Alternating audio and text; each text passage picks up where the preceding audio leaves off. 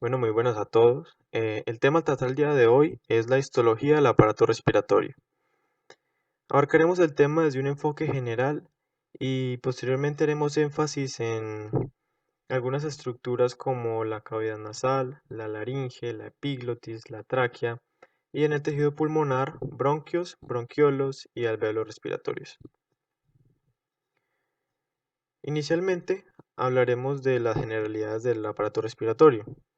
Recordando un poco acerca de este, tenemos que se extiende desde la cavidad nasal hasta los alvéolos respiratorios.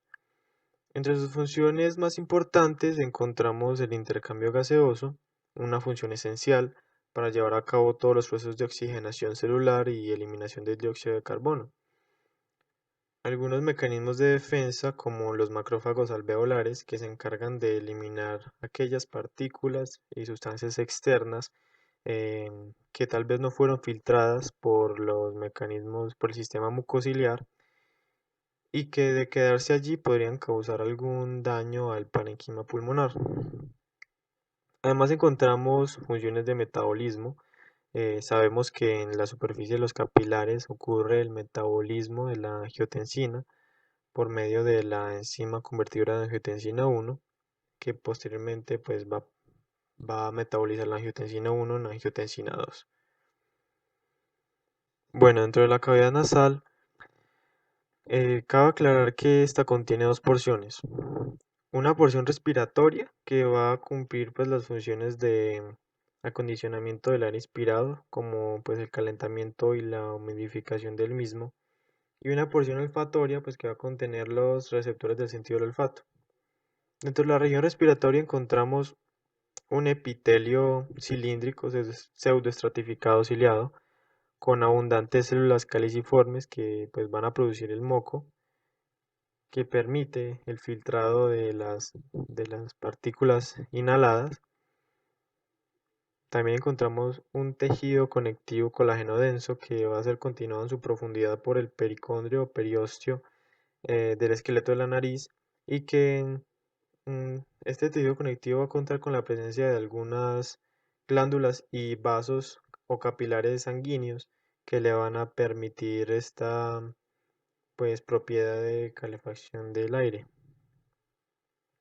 La región olfatoria se diferencia de la respiratoria por la presencia de algunas estructuras, algunas células, como las células de sostén, que están ubicadas superficialmente, las células olfatorias en la parte intermedia, que son neuronas bipolares con una dendrita hacia la superficie y un axón que discurre inferiormente y que atraviesa la lámina cribosa para formar filetos olfatorios que posteriormente van a formar el nervio olfatorio primer par craneal. E inferiormente a las células olfatorias encontraremos células basales, que son células madre pluripotenciales, cuya función es diferenciarse en los otros dos tipos de células ya mencionadas. Estas células basales son las únicas células capaces de pues, producir una regeneración neuronal.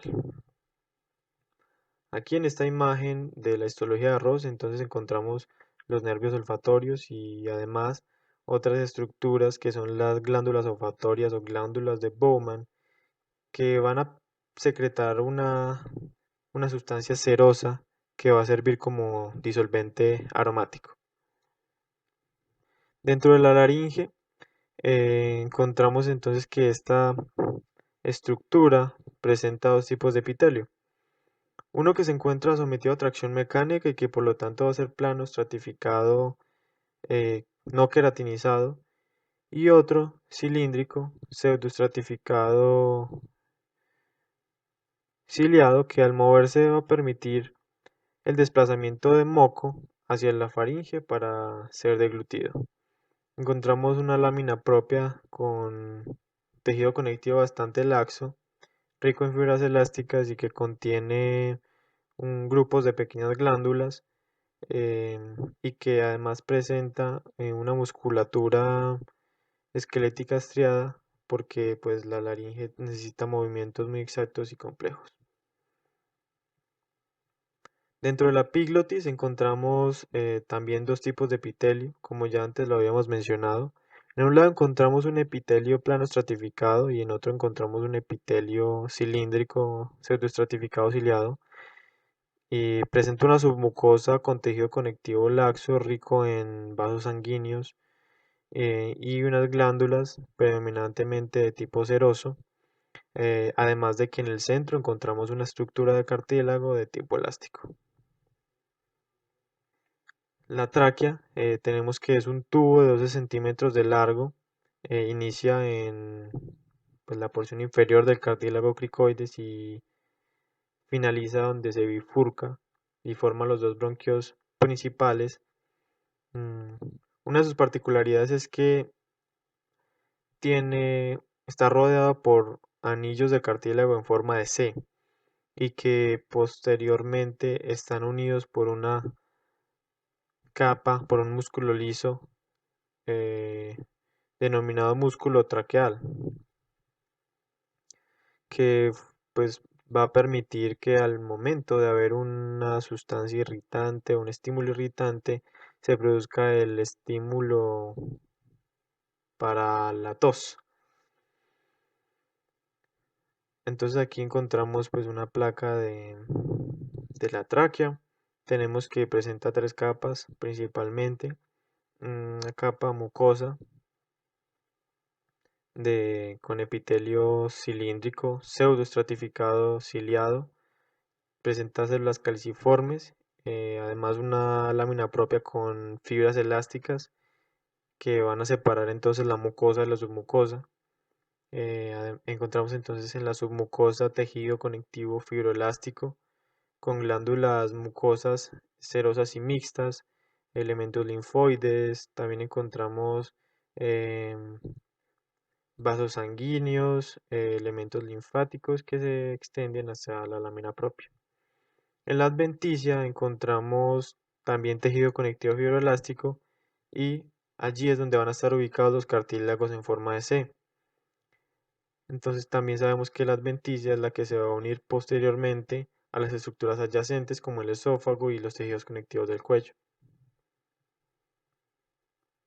Adentrándonos en el árbol bronquial, tenemos que se inicia en la bifurcación de la tráquea como bronquios principales derechos e izquierdos. Em, a medida que van disminuyendo de tamaño, pues van a producir una disminución del cartílago, el número de glándulas y un incremento del músculo liso y tejido elástico. Histológicamente tenemos que es una estructura parecida a la de la tráquea, presenta pues algunas placas de cartílago hialino alrededor y se diferencian principalmente de los bronquiolos, ya que estos últimos no van a pues poseer esta capa de cartílago. Además estos pues van a tener un menos de 1 milímetro de diámetro y van a poseer células claras en su recubrimiento epitelial. Además los bronquiolos, digamos su epitelio varía de cilíndrico simple, con algunas células caliciformes, a un epitelio cúbico simple, que por lo general tiene cilios y tiene pues células claras eventualmente y en los bronquiolos más pequeños pues ya va a carecer de las células caliciformes. Entonces en este punto terminamos la porción de la vía de conducción y vamos a iniciar la, la porción respiratoria del sistema respiratorio, conformada por los bronquiolos respiratorios, los conductos alveolares y los sacos alveolares y alvéolos. Entonces, aquí, entonces, los bronquiolos respiratorios tienen una estructura similar a la de los terminales, pero sus paredes están interrumpidas por, digamos, estructuras semejantes a sacos con una pared delgada, que son, pues, los alvéolos, ¿sí? Estos alvéolos, pues, es donde ocurre el intercambio gaseoso. Entonces, a medida que se ramifican los bronquiolos, se estrechan y aumentan la población de alvéolos de modo que, pues después de varias ramificaciones, cada bronquio respiratorio termina en un conducto alveolar.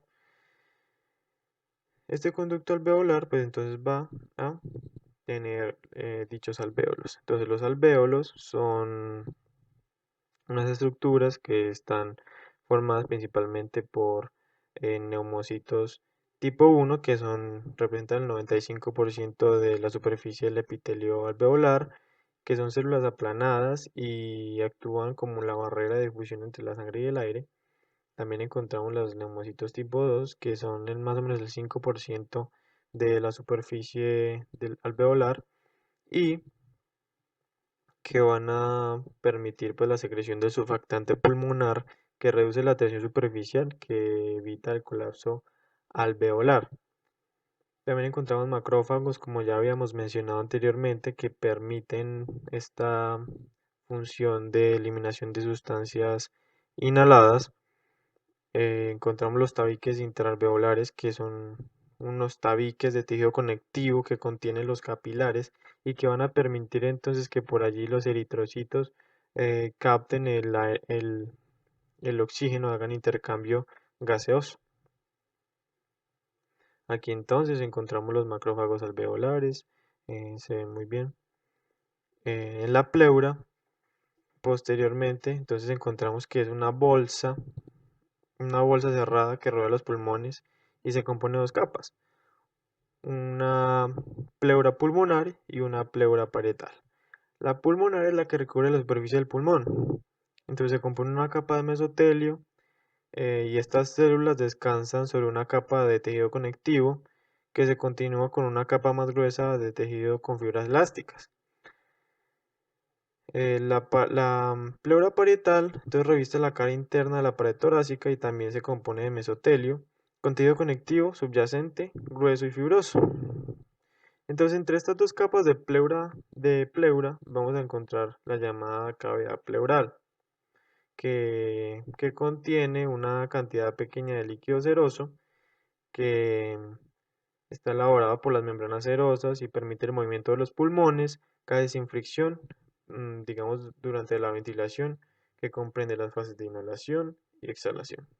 Y con esto, pues damos por finalizada la histología del aparato respiratorio. Muchas gracias.